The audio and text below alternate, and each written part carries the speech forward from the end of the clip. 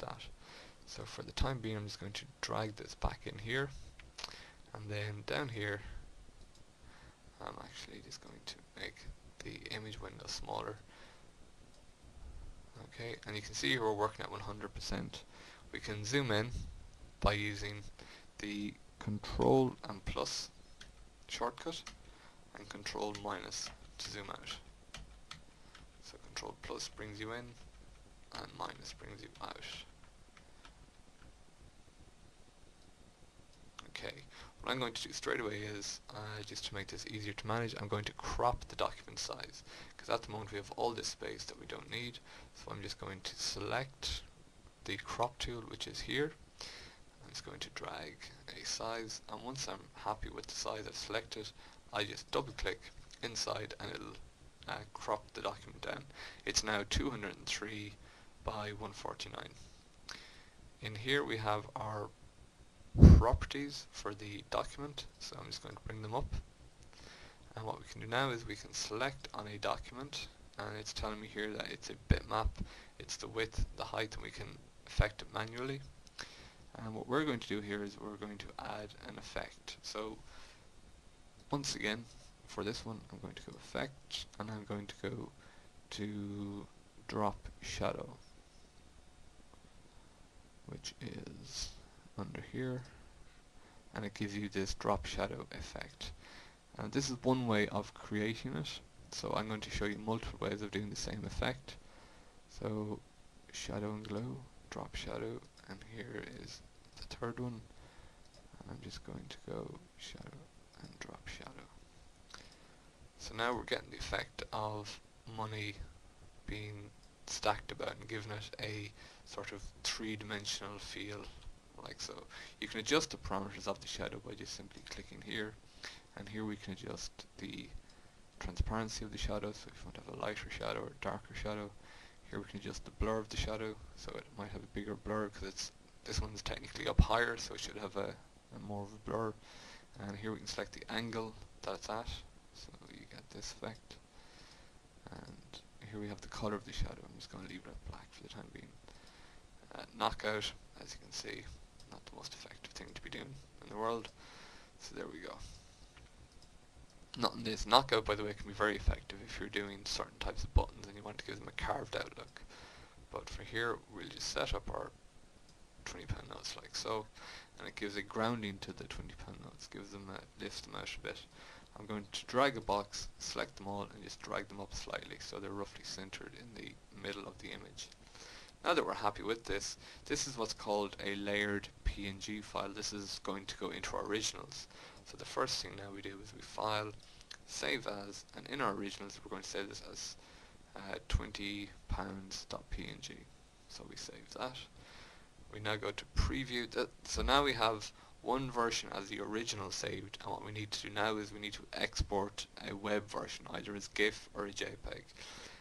GIFs tend to be used for logos, for boxes of color, for things that aren't really real, and JPEGs tend to be used best for photographs and for things that are real and that have lots of color. And because there's lots of color in this, this would be best to be used with a JPEG. So I'm just going to close this for the time being, and I'm going to go to preview. And at the moment, if I open up the optimize, this is how it's going to look when it's exported as a JPEG. If I click here and go to GIF, and I can change the color setting, so at 2 colors, this is how it would look as a 2-color GIF, which isn't the best. And GIFs have a maximum of 256 colors, which is in keeping with the standard palette, which was down here in the colors that I showed you a moment ago. So this isn't really the best thing to be using. A GIF, there's too much colors here, we're getting a bit of degradation, and if we zoom in, you could get away with it, but we must also keep an eye on the file size. And up here it's 12.23K, so if I just maximize this for a sec, it's 12.23K, so it'll take 1 second on a 56K modem to download, so I'm just going to zoom out again. If we set it to JPEG, it's now 9.52K. So it's still going to take 1 second, but it's still shaved off a good 3 or 4K, We can also adjust the quality. If we had the quality set here to 1, which is very low quality, it's now 1.05k, but we get a very interesting pixelation effect here, which if done properly could give you a very interesting effect. I recommend that you set your quality to around 75% on average. So here we go, we've got a fairly smooth looking image, and we now have a much smaller file size. We have 5.72k. So we're happy with this, and what we can do now is we can export it. Smoothing here, by the way, just rounds out the colors up close. So it does, sometimes it can take the size of an image down even further, but you will get blurring basically. But if you have a blurred image in the background, if you smooth it right up, you can really bring the file size right down.